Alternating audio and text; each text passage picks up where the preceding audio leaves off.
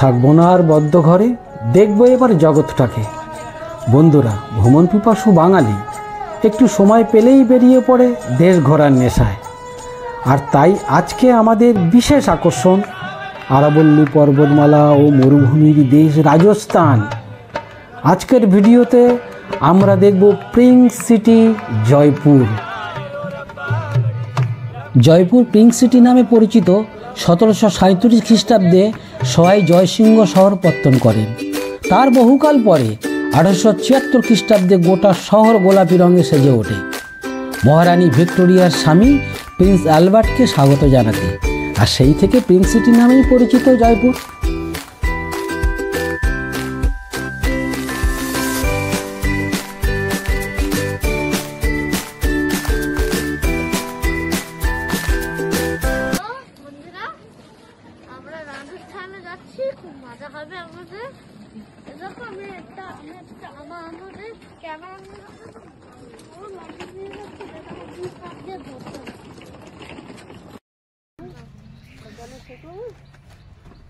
এটা আমাদের গাড়ি, এই গাড়িতে করে আমরা দমদম চলে যাব। আমার ফ্যামিলি যাচ্ছে, আমার ছেলে, এটা আমার নাতি, এটা আমার ওয়াইফ, এটা আমার বৌমা। আমার এখান থেকে আমরা সোজা চলে যাব এয়ারপোর্ট, দমদম এয়ারপোর্ট। কারেক্ট। তাহলে চলুন, দেখা হবে এয়ারপোর্ট দমদমে গিয়ে। আর বাকিটা যেখানে যা যা হবে সবটাই আপনাদেরকে জানাবো। আপনারা সঙ্গে থাকবেন প্লিজ।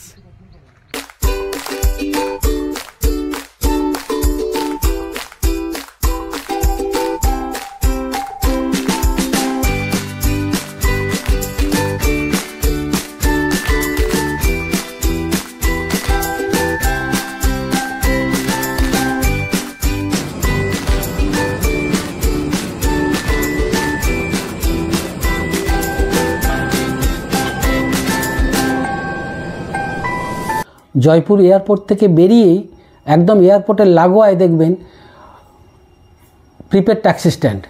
এই প্রিপেড ট্যাক্সি স্ট্যান্ড থেকেই জয়পুরের বিভিন্ন জায়গা গাড়ি এখান থেকেই পাওয়া যায়। তো আমরা বললাম আমরা হোটেল কাঞ্চনদ্বীপ যাব। তখন ওরা বললো যে ঠিক আছে, হোটেল কাঞ্চনদ্বীপ, ওরা বললো 1000 টাকা ভাড়া। এই আমাদের গাড়ি, এই গাড়িতে করে আমরা চলে যাব কাঞ্চনদ্বীপ, হোটেল কাঞ্চনদ্বীপ।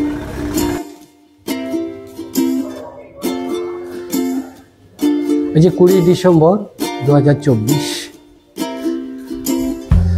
চলে এলাম এই হোটেলের মধ্যে। হোটেলের ভেতরটা বেশ ভালোই লাগছে, সিনারিটা বেশ ভালো আছে। আমাদের রুমটা মোটামুটি ঠিকঠাক আছে। কমপ্লিটের মধ্যে এসি আছে।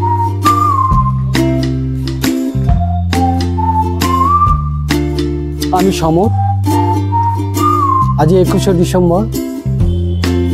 আজকে জয়পুর সারাদিন আমরা সাইট সিইং করব।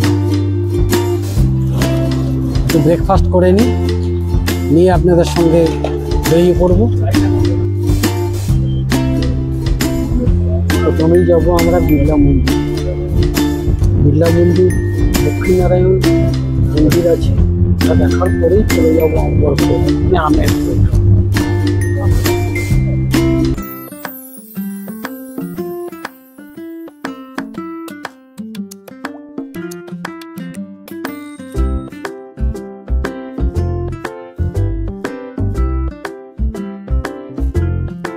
চলে এলাম বিড়লা মন্দির।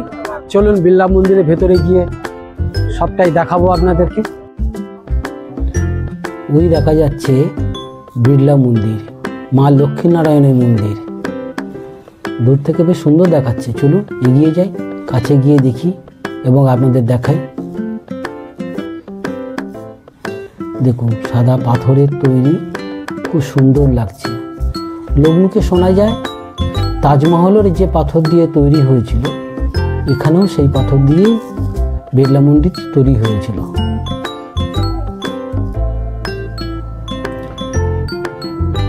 জয়পুর শহরে সেন্টার করে শহরের বিশেষ বিশেষ জায়গা কিন্তু একদিনেই আপনারা ঘুরে নিতে পারবেন। আমি কাঞ্চনদ্বীপ হোটেলকে সেন্টার করে আমি জয়পুর শহরটাকে ঘুরে নিয়েছি। কি অপূর্ব সব কাজ। সুন্দর, এত নিখুঁতভাবে যে কাঠের কাজগুলো করেছে, এটা সত্যি একটু সময় নিয়ে যারা দেখতে পারবেন তাদের মনে আরো বেশি করে তৃপ্তি পাবেন। শহরের দক্ষিণ পূর্ব মতিডুংরি পাহাড়ের কোলে 1985 সালে 20 কোটি টাকার খরচ করে এই বিড়লা মন্দিরটি তৈরি হয়েছিল। সুন্দর এই মন্দির, চতুর্দিকে অনেকখানি জায়গা, চারিদিকে পাহাড়ের ঘেরার মাঝখানে এটা মন্দিরটি। ওই সামনে দেখা যাচ্ছে লক্ষ্মীনারায়ণের মূর্তি, যুগল মূর্তি। মনে খুব শান্তি পেলাম দর্শন করে।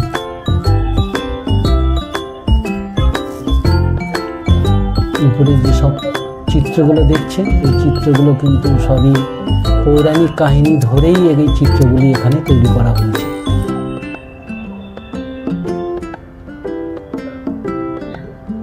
একদম ভিতরে ক্যামেরা অ্যালাউ নেই বলেই একদম কাছে গিয়ে আপনাদের দেখাতে পারছি না, দূর থেকেই আমাকে ছবিটা নিতে হচ্ছে।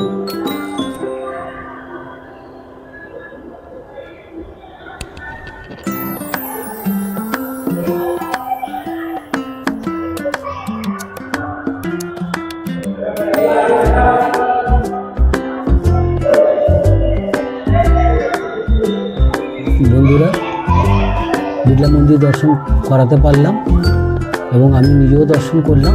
এবারে চলুন আমরা দ্বিতীয় দর্শনের জায়গা এগিয়ে যাই, অম্বর ফোর্ট। অম্বর ফোর্টের দিকে আমরা আস্তে আস্তে এগিয়ে যাই।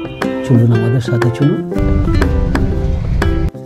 এই রাস্তা দিয়েই কাছেই চলে এসেছি অম্বর ফোর্টে। ওই দূর থেকে দেখা যাচ্ছে অম্বর ফোর্টের সেই যে দুর্গর পাঁচিল।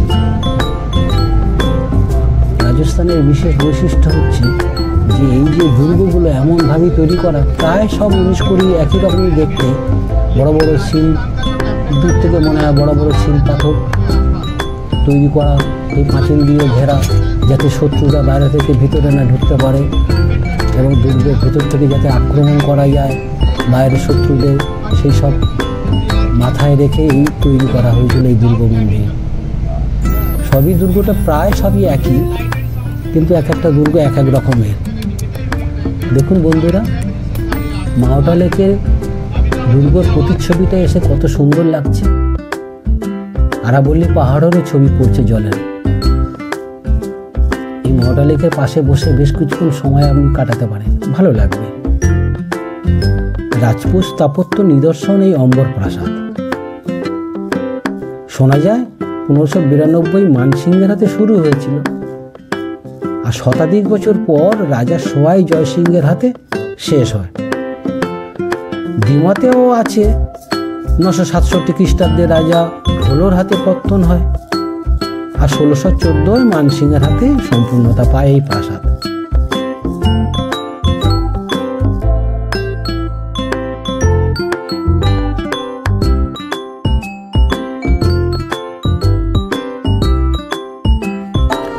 রাজস্থানে আসলে কিন্তু আপনারা এই দৃশ্য দেখতে পাবেন। সর্বত্রই না হলেও পথে পথে আপনি দেখবেন এই বাদ্যযন্ত্র নিয়ে ওরা বসে বাজনা বাজাচ্ছে। এটা রাজস্থানীদের একটা বিশেষ বৈশিষ্ট্য।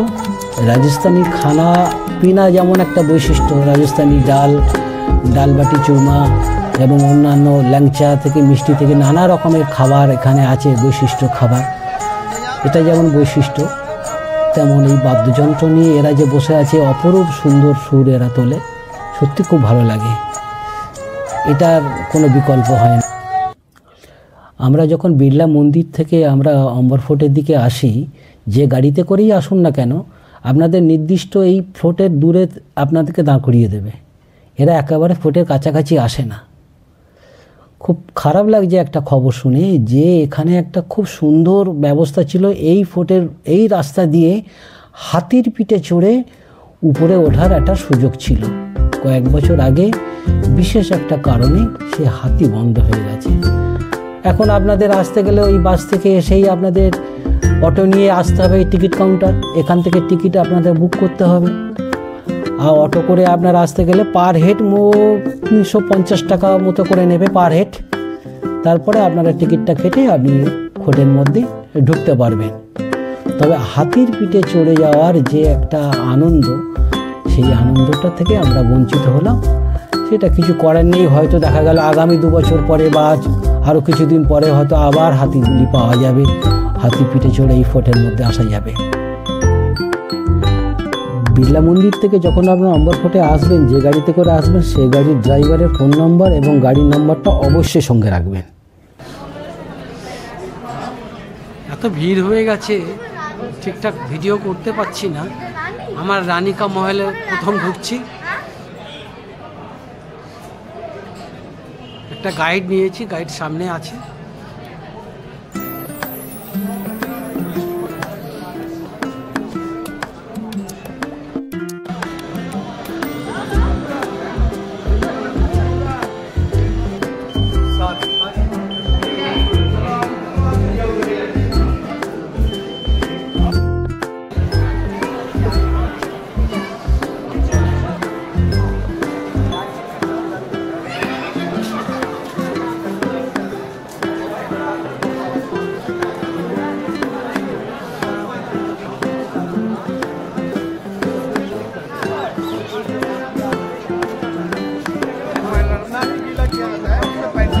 এই যে কালার দেখতে পাচ্ছেন, এই কালার কিন্তু কোনো রং নয়, পুরো ফলের রসে পুরো রং করা।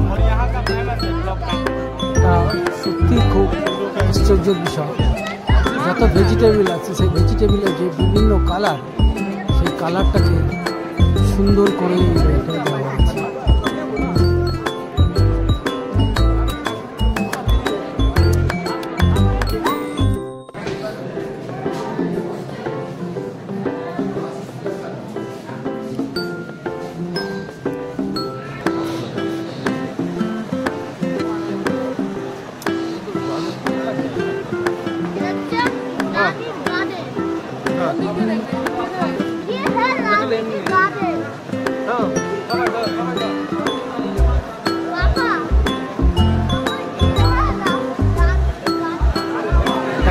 এটা রানীর বেডরুম।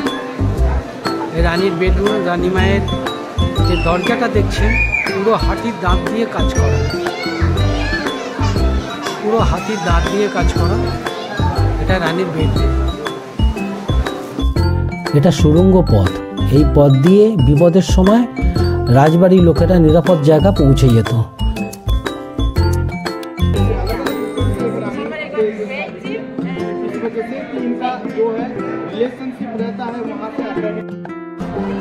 এ রাজার 12টা রানী ছিলেন, এক একটা রানীর এক একটা মহল।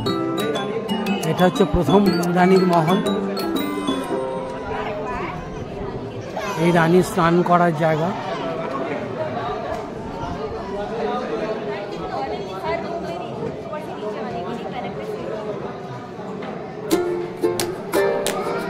এভাবেই 12টা মহল করা আছে, আলাদা আলাদা মহল। এক এক মহলে এক এক রানীর মহল। এরপরে এক একটা মহল এইরকমভাবেই আছে, এইভাবে 12টা মহলই আছে।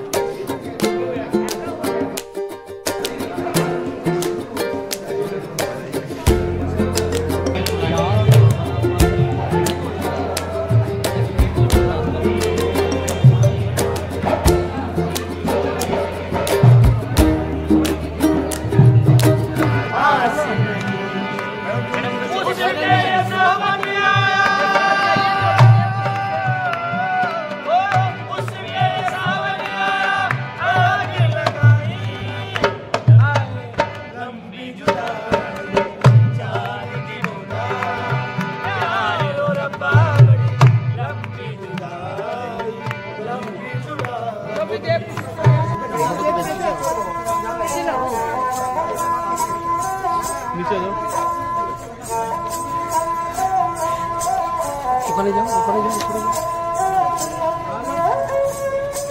এই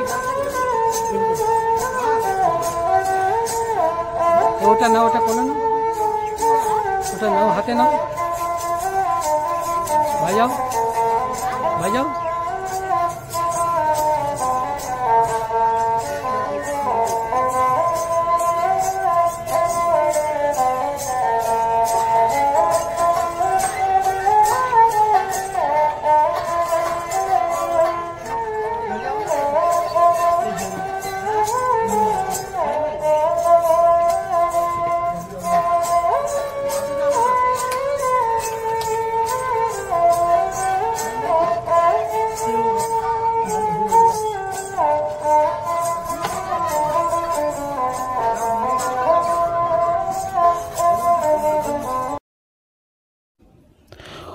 ওই মানসাগর সরোবরের মধ্যে রয়েছে মহারাজ মানসিংহের তৈরি জলমহল, 5 তলা বিল্ডিং, 4 তলা জলের নিচে।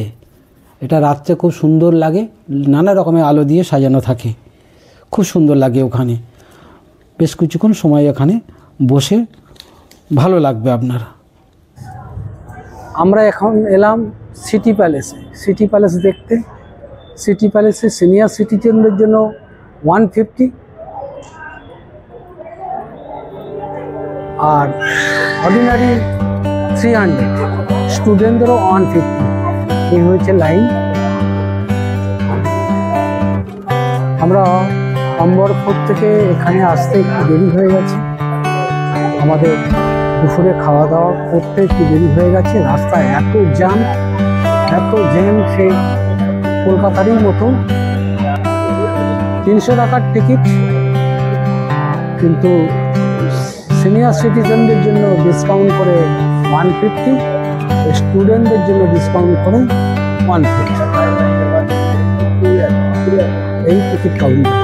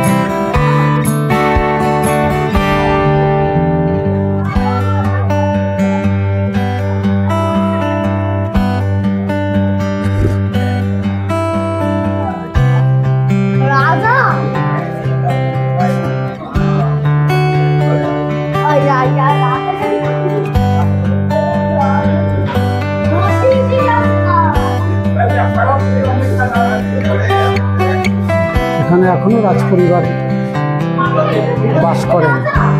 বেশ কিছু রাজপরিবার উত্তরাধিকারী সূত্রে এখনো এই প্রাসাদের রাজপরিবারের অংশ হিসাবে তারা বসবাস করে।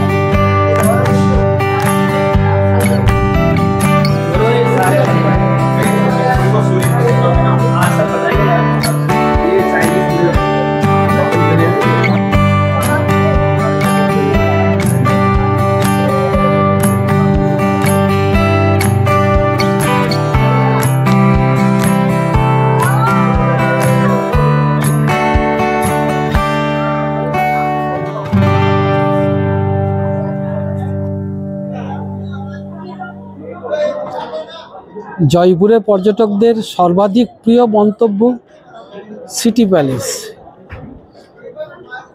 এই গন্তব্যস্থানে পৌঁছে সত্যি আপনাদের ভালো লাগবে। এই অনন্য সুন্দর প্রাসাদটি নির্মাণ 8শ শতাব্দীতে।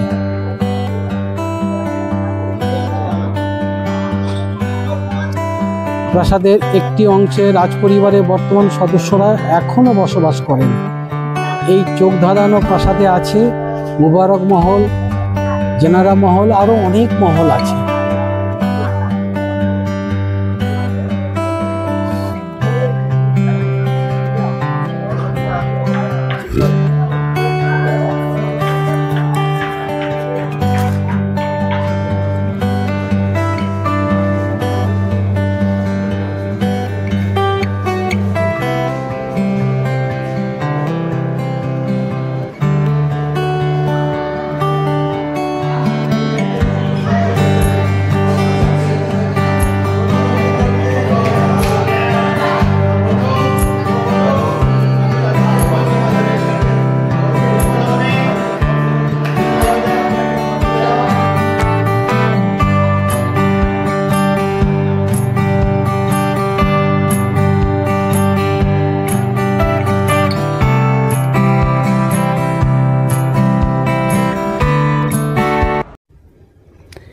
এই যেটা রূপোর কলসি দেখছেন, অপূর্বই সুন্দর। এত বড় রূপোর কলসি পৃথিবীর বৃহত্তম কলসি হিসাবে চিহ্নিত হয়েছে, যার কারণে গিনিস বুকেতে এর নাম উঠে গেছে।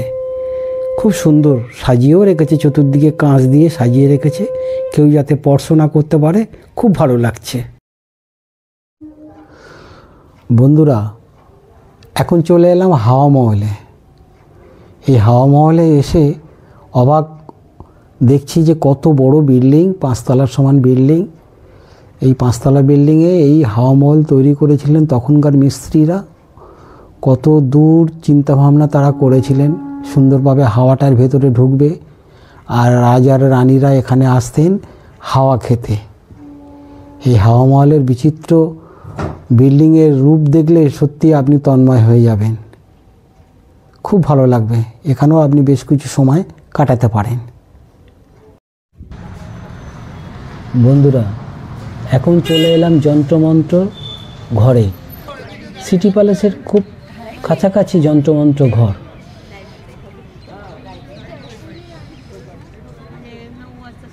রাজা জয়সিংহ ছিলেন গণিত বিশেষজ্ঞ, জ্যোতিষশাস্ত্রে তার খুব আগ্রহ ছিল। তাঁরই উদ্যোগে বিভিন্ন জ্যোতিষ বিশেষজ্ঞদের সঙ্গে নিয়ে এই জায়গাটা উনি সৃষ্টি করেছেন। অপূর্ব জায়গা। একটা গাইড নিয়ে আপনারা এখানে ঘুরতে পারেন, তারা নিখুঁত করে বুঝিয়ে দেবে, আপনাদের খুব ভালো লাগবে। খুব সুন্দর জায়গা। এই যে ঘড়িটা দেখছেন, এই ঘড়িটা সূর্যের আলোর সঙ্গে এমনভাবে তৈরি করা, সূর্যের আলো পড়বে, ছায়া ধরে এর টাইমটা মেনশন করা, খুব সুন্দর। এখানে একটা গ্লোব রেখে দিয়েছে দেখছি, নিশ্চয়ই এই গ্লোব ধরে নানা রকমের হিসেব টিসেব করে ওরা অনেক কিছু সৃষ্টি করেছেন। ভালো লাগবে এটাকে, আপনার জায়গাটা নানা রকমের ম্যাজিকের মতো লাগবে আপনাকে। প্রথমে এগুলো কি হয়, এটা কেমন কাজ করে, এই রকম নানা রকমের জিজ্ঞাসা থাকবে। সেক্ষেত্রে গাইড একটা নিয়ে আপনারা এখানে আসতে পারেন।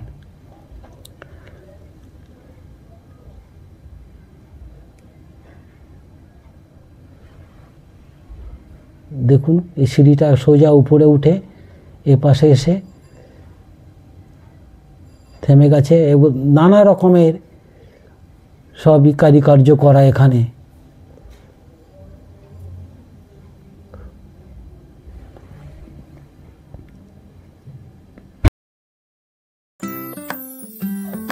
এই পিঙ্ক সিটি জয়পুর আসতে গেলে আপনি কলকাতা থেকে অনেক ট্রেন পেয়ে যাবেন। হাওড়া যোধপুর এক্সপ্রেস মঙ্গল, বুধ, শনি, রবি এগুলো ছাড়ে। আপনি অনন্যা এক্সপ্রেস পেয়ে যাবেন কলকাতা স্টেশন থেকে। বেলা 1:10 ছেড়ে জয়পুর পৌঁছায়, বিকেল 4টে পর্যন্ত আপনি পৌঁছে যাবেন। এছাড়া আপনার শিয়ালদা থেকে আজমি সুপারফাস্ট ট্রেন আছে। আপনি এয়ারও চলে আসতে পারেন। শিয়ালদা, জয়পুর, শিয়ালদা, কলকাতা, আপনি জয়পুরে পৌঁছানোর প্রচুর ট্রেন পাবেন। জয়পুরে আপনি সেন্টার করে একদিনেই আপনি সব জায়গাগুলো ঘুরে নিতে পারবেন।